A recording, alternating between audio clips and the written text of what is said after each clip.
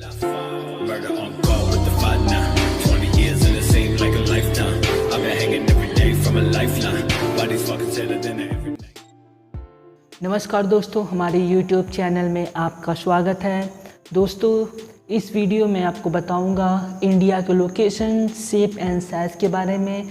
India कैसे दिखता है, इसका लोकेशन कहाँ है, कैसे स्थित है, इसके नेबरिंग कंट्री के बारे में, पड़ोसी देशों के बारे में। चलिए वीडियो को स्टार्ट करते हैं। वीडियो को स्टार्ट करने पहले मैं आपको बता दूं, मेरा नाम पुष्पेंद्र सिंह है, ठीक है। चलिए वीडियो स्टार्ट करते हैं। ये है ग्लोब। ग्लोब में अगर बता दूं, ये है इक्वेटर। इक्वेटर मतलब जो डिग्री 0 डिग्री से माना गया है।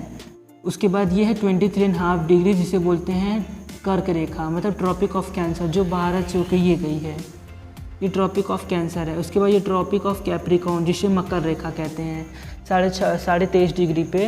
ये नॉर्थ में है, ये साउथ। एक चीज़ ध्यान दीजिए, हमेशा जो ऊपर वाला पोर्शन होता है उसे बोलते हैं नॉर्थ, ठीक है, ये नॉर्थ। तो इंडिया क्या है, लैटिट्यूडनल, मतलब जो रेखा अक्षांश, मतलब जो लेटा हुआ है, इसे बोलते लैटिट्यूडनल, लैटिट्यूड, ठीक है। याद करने का तरीका है, लैटिट्यूडनल एक्सटेंड मतलब अक्षांश विस्तार। देखो तो इंडिया नॉर्दर्न हेमिस्फीयर में है, ठीक है, नॉर्दर्न हेमिस्फीयर में। हेमिस्फीयर मतलब अर्धगोला, ठीक है, नॉर्थ में है। उसके बाद और अगर लॉन्गिट्यूडनल देखें तो ये ईस्टर्न पार्ट में है, ठीक है।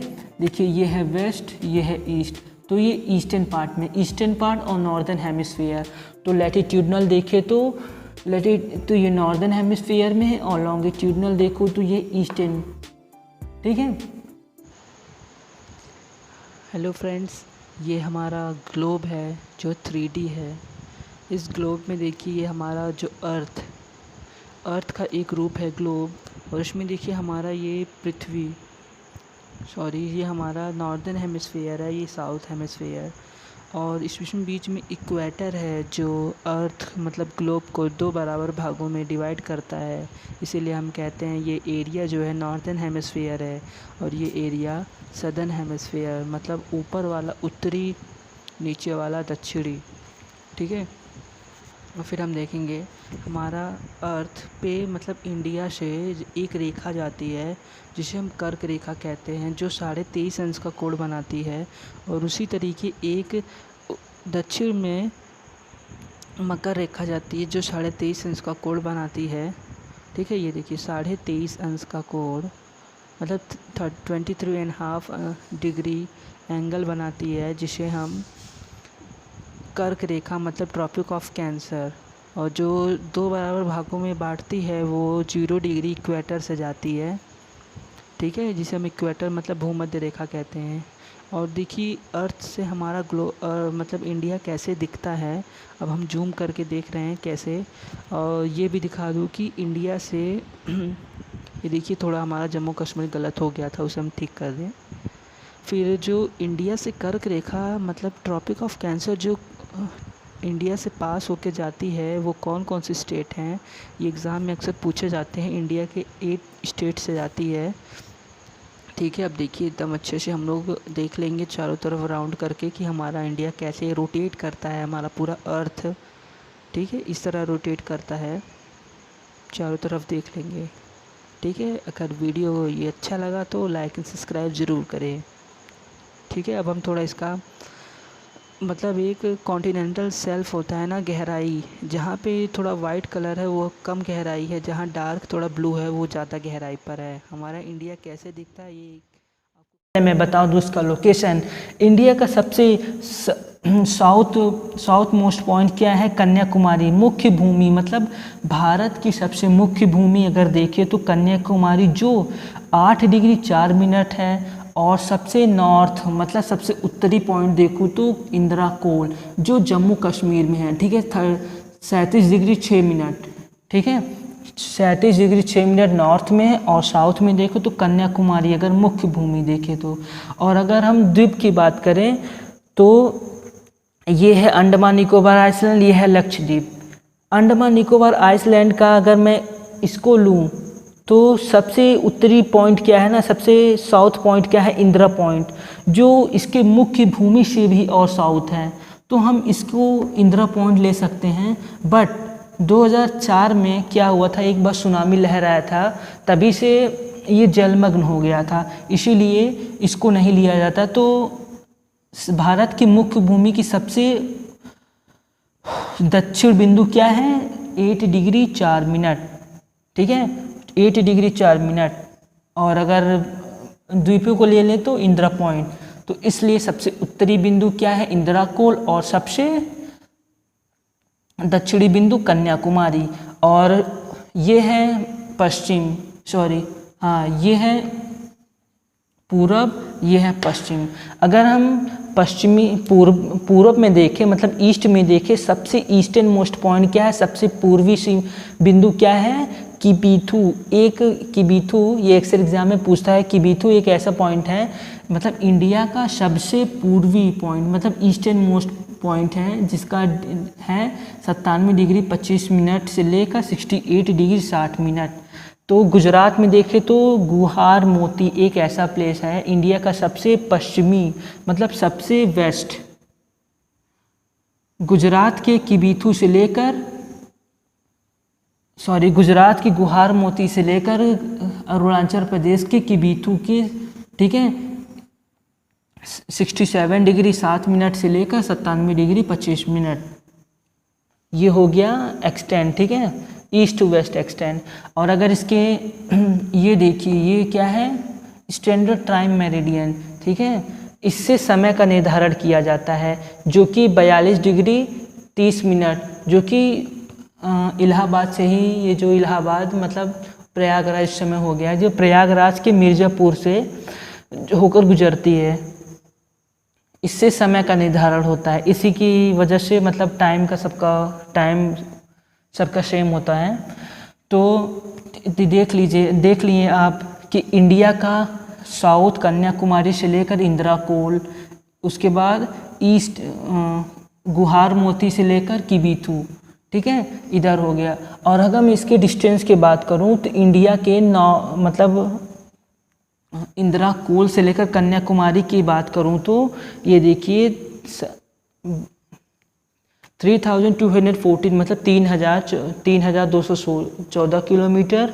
और ईस्ट से वेस्ट की बात करें तो 2933 किलोमीटर, ठीक है। अगर ऐसे और इस तरह बात करें तो इंडिया का सबसे ज़्यादा कौन सा विस्तार है, नॉर्थ से लेकर साउथ तक, ये है 3214, मतलब 3214 किलोमीटर। और एरिया की बात करूँ तो एरिया 32,87,263 किलोमीटर। इंडिया का एरिया क्या है, 32,87,263 किलोमीटर। अगर वर्ल्ड के पर्सपेक्टिव से अगर हम देखें तो इंडिया का मात्र 2.4% रोल है, इंडिया के अगर मात्र 2.4% रोल है। सोच लीजिए इतना मतलब इतना बड़ा देश, मतलब अर्थ है, उसमें मात्र 2%, 2.4% कुछ नहीं है, ठीक है, 2.4%।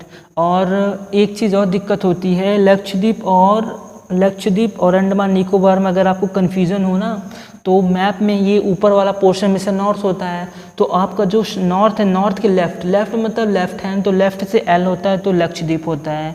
ये आपको आसानी से लर्न, ये Lakshadweep and Kanyakumari, Lakshadweep and Andaman Nicobar Iceland.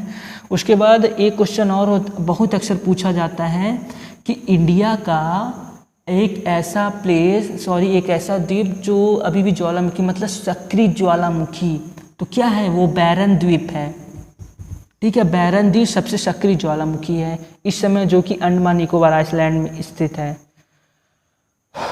और चलिए, मैं इसके साइज़ और शेप के बारे में हो गया। अब मैं इसके नेबरिंग कंट्री के बारे में बताऊँ। नेबरिंग कंट्री, अभी कुछ दिन पहले एक एग्ज़ाम हुआ था, इसी टॉपिक से रिलेटेड क्वेश्चन आया था। जो BHU का एग्ज़ाम दिया होगा वो समझ गया होगा। जैसे इस समय क्वेश्चन पूछा जाता है कि इंडिया का सबसे बड़ा स्टेट क्या है, सबसे बड़ा राज्य क्या है, राजस्थान, आसानी से बता लेंगे। तो सबसे छोटा गोवा है। तो ऐसे क्या होता है ना कि इतने ज़्यादा कॉम्पिटिटर आ गए हैं, तो एग्ज़ामिनर भी क्या करता है ना कि सोचता है कि इतने ज़्यादा कॉम्पिटिटर आ गए तो एग्ज़ाम को क्यों ना हम टफ बनाएं। तो वो क्या करता है कि इसके डिक्रीजिंग ऑर्डर पूछ लेता है। जैसे ये देखिए, सबसे बड़ा स्टेट कौन सा है? राजस्थान, फिर एमपी है, फिर महाराष्ट्र, फिर यूपी। सेम यही क्वेश्चन टू कॉपी एग्ज़ाम में आया था, सेम टू यही, मतलब डिक्रीजिंग। अगर डायरेक्टली पूछे राजस्थान तो सब कर जाएंगे, पता चला एक ही नंबर 4-5 लोग पा गए तो एडमिशन भी लेना दिक्कत होता है। तो इसलिए ऐसे पूछता है कि राजस्थान, मध्य प्रदेश, महाराष्ट्र, यूपी। तो क्या करता है ना, डिक्रीजिंग ऑर्डर पूछ लेता है। तो ऐसे एक क्वेश्चन और पूछ सकता है, ट्रॉपिक ऑफ कैंसर से कितनी स्टेट होके गुजरते हैं? पश्चिम से पूर्वी, मतलब पश्चिम से पूर्वी विस्तार में बताइए। आपको ऐसे क्रम में पूछ लेगा, तो ऐसे ही अक्सर एग्ज़ाम में पूछते हैं। तो आपको बता दूं, सबसे पहले गुजरात है, फिर राजस्थान है, फिर मध्य प्रदेश, झारखंड, पश्चिम बंगाल, मिज़ोरम, त्रिपुरा। ठीक है, ऐसे ही आपको एक बार मैप के पर्सपेक्टिव से अगर आप लर्न करेंगे, आपको ज्योग्राफी कुछ भी नहीं है, ये केवल काल्पनिक है, इमेजिनेशन है।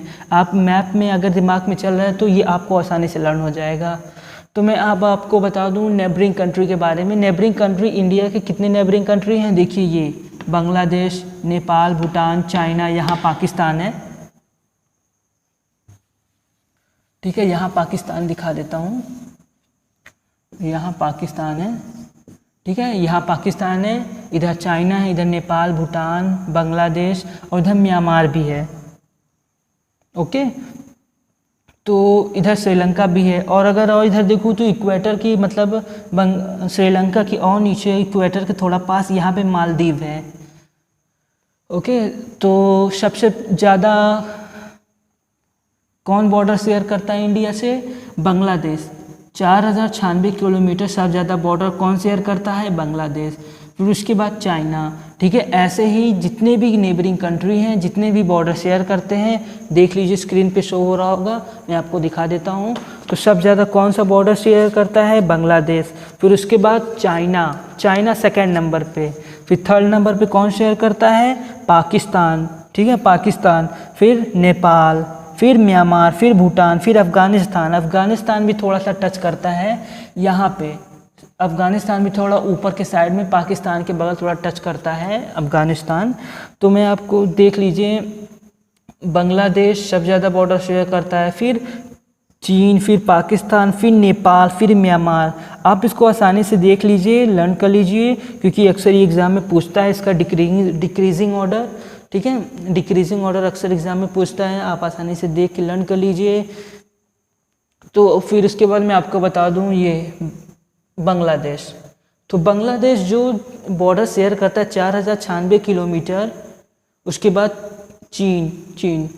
ठीक है, और चीन और इंडिया के बीच में एक रेखा गुजरती है, जैसा कि आप चित्र में देख लीजिए, उसे बोलते हैं मैकमोहन रेखा। और पाकिस्तान से रेड क्लिफ, पाकिस्तान से एक बॉर्डर शेयर करता है जिसे हम बोलते हैं रेड क्लिप रेखा। ठीक है, रेड क्लिप। और चाइना से मैकमोहन रेखा, और अफ़गानिस्तान से क्या करता है? डूरंड रेखा। ये अक्सर एग्ज़ाम में पूछता है, इसलिए आप इसे अच्छे से देख लीजिए, आसान होगा लर्न करने में। इंडिया और चाइना के बीच में 1940 में जो बॉर्डर शेयर करता है उसे बोलते हैं मैकमोहन रेखा। और इंडिया और पाकिस्तान, चाइना में मैकमोहन, इंडिया और पाकिस्तान में रेड क्लिफ, और जो थोड़ा सा बॉर्डर शेयर करता है अफ़गानिस्तान, उसे वो डूरंड रेखा। ठीक है, ये सब जितने भी हैं मैंने बता दिया है। बाकी आपको नेक्स्ट वीडियो में आपको बताऊंगा अच्छे से लोकेशन, शेप एंड साइज़। और बाकी एक चीज़ और देख लीजिए, इंडिया के जितने बॉर्डर शेयर करते उसका डिक्रीजिंग ऑर्डर, क्योंकि अक्सर ऐसे ही क्वेश्चन पूछता है एग्ज़ाम में। क्योंकि अब बताया था ना कि डायरेक्टली पूछ लेगा तो सब बच्चे टिक कर लेंगे, तो डिक्रीजिंग ऑर्डर आएगा तो इसमें कन्फ्यूजन होंगे, तो बाकी आधे बच्चे कर पाएंगे, आधे बच्चे नहीं कर पाएंगे। तो एग्जामिनर भी चाहता है कि थोड़ा कम कॉम्पिटिटर सेलेक्ट कर पाएँ, तो इससे ऐसे क्वेश्चन पूछता है। तो बांग्लादेश, फिर चाइना, फिर पाकिस्तान एंड नेपाल। ठीक है, ये है डिक्रीजिंग ऑर्डर। सबसे ज़्यादा कौन शेयर करता है? Bangladesh, then China, then Pakistan, then Nepal. ठीक है, उसके बाद आप अच्छे से देख लीजिए। देन आशा करता हूँ ये वीडियो आपको पसंद आया होगा।